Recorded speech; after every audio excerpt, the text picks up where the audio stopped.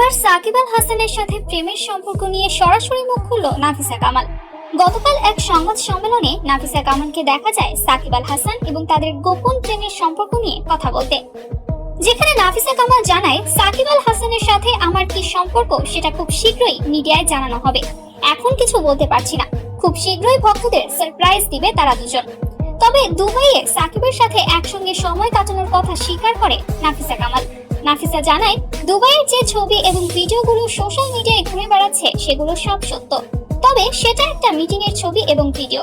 সে সময় আমাদের দুজনের পরিবারও সেখানে উপস্থিত ছিল, এটাকে নেগেটিভলি নেওয়ার কিছুই নেই, বলেন নাফিসা।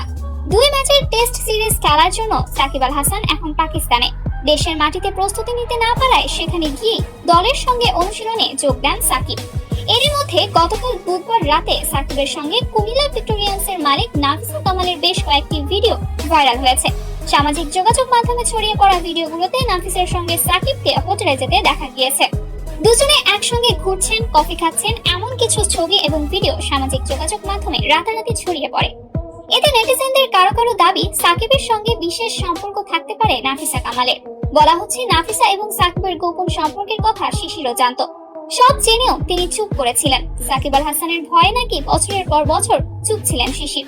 3 সন্তানকে নিয়ে মুখ বুজে সংসার করে যাচ্ছিলেন তিনি। সাকিব আল হাসান খেলার মাঠে ব্যাট বয় হিসেবে পরিচিত, এবার ঘরের মাঠেও ব্যাট বয় হিসেবে খ্যাতি পেয়েছেন তিনি।